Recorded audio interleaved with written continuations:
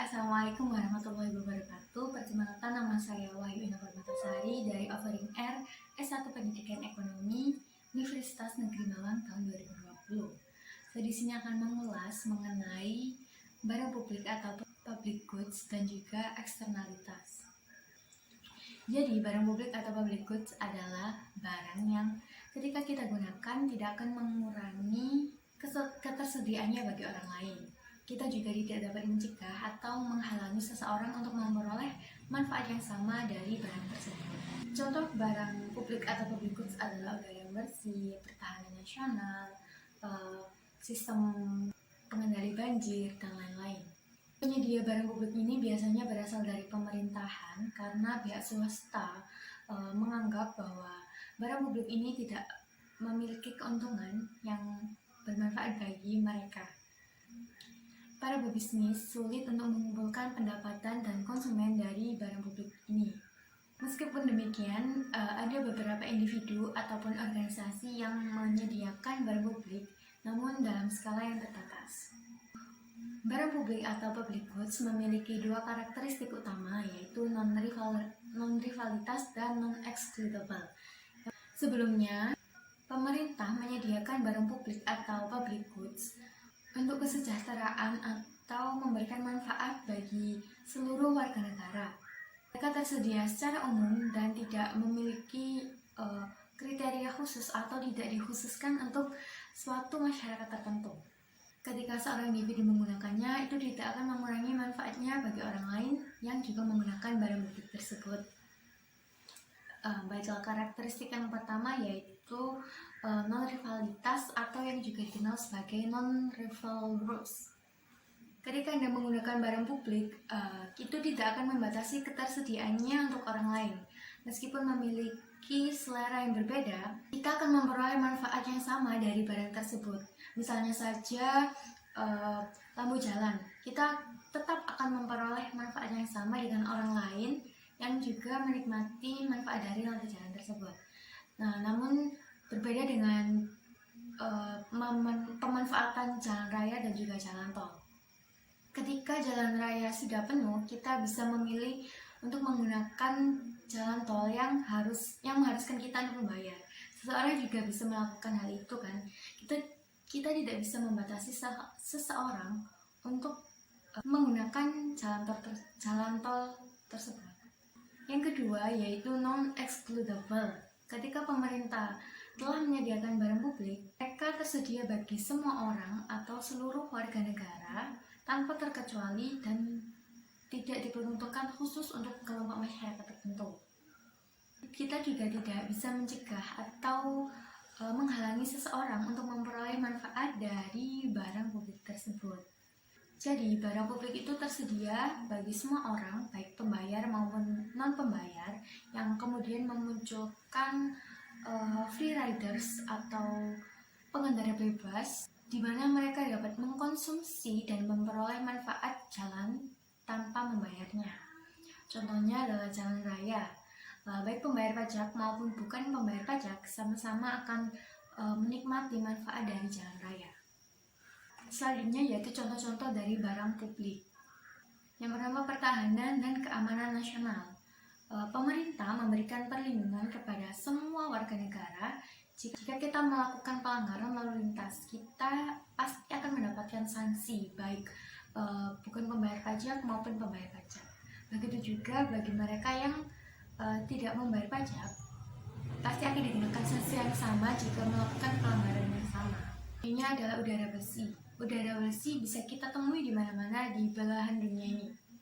Kita dan tetangga kita memiliki hak untuk menikmati udara yang bersih tanpa bisa dihalangi dan dicegah.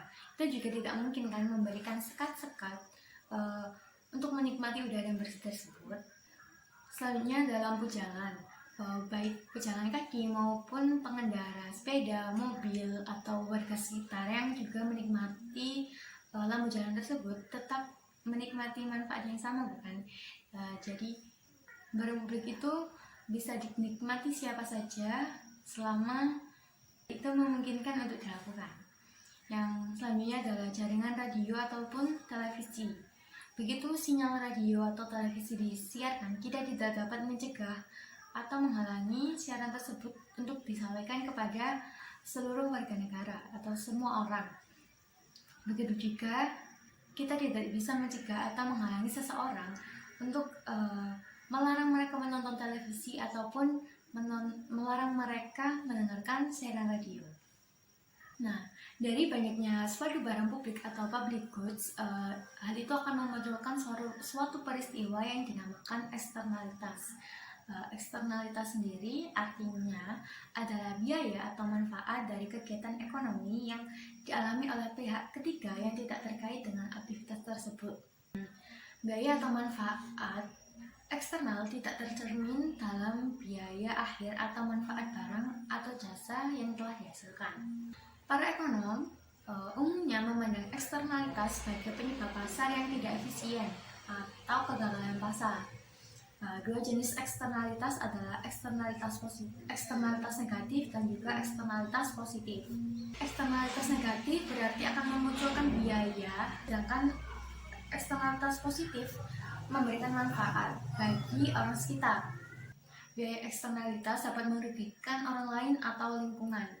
Itu dapat mengambil bentuk seperti radiasi, polusi udara, suara yang menimbulkan kebisingan, sehingga masyarakat sekitar harus menderita dan tidak ada kompensasi untuk hal tersebut. Manfaat eksternal adalah efek positif dari aktivitas ekonomi terhadap pihak lain yang tidak terlibat secara langsung. Nah, misalnya petani lebah yang mendapat manfaat dari petani buah. Jadi kan lebah bisa mengambil sari-sari dari tanaman yang ditanam oleh petani buah. Nah, secara umum eksternalitas terbagi menjadi dua, yaitu eksternalitas negatif dan eksternalitas positif. Yang pertama, eksternalitas negatif. Eksternalitas negatif mewakili konsekuensi negatif dari aktivitas ekonomi, baik kegiatan konsumsi maupun kegiatan produksi, ke pihak ketiga yang tidak terkait. Jadi beberapa eksternalitas negatif sangat berbahaya seperti limbah, polusi, dan juga pencemaran lingkungan. Nah, contoh-contoh dari eksternalitas negatif sendiri adalah polusi udara akibat dari asap kendaraan motor atau pabrik yang menggunakan bahan bakar dari fosil. Selanjutnya polusi air, misalnya akibat pembahan minyak dari kapal tanker. Polusi semacam ini dapat menghancurkan ekosistem laut dan juga warga yang tinggal di sekitar pantai. Yang ketiga yaitu polusi suara yang diakibatkan dari aktivitas pesawat terbang.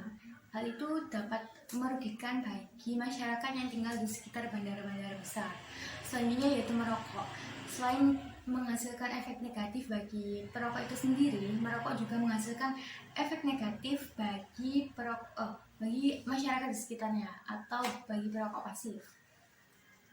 Selanjutnya yaitu eksternalitas positif. Eksternalitas positif adalah manfaat dari kegiatan ekonomi bagi pihak ketiga yang tidak terlibat. Meskipun memberikan manfaat, namun eksternalitas semacam ini juga menciptakan efisiensi pasar. Nah, contoh dari eksternalitas positif yaitu adalah pengembangan dan riset atau riset dan pengembangan ya, R&D. Selanjutnya ada pembangunan infrastruktur, menyempurnakan infrastruktur ya, sehingga dapat meningkatkan nilai-nilai ekonomi. Selanjutnya pendidikan dan pelatihan.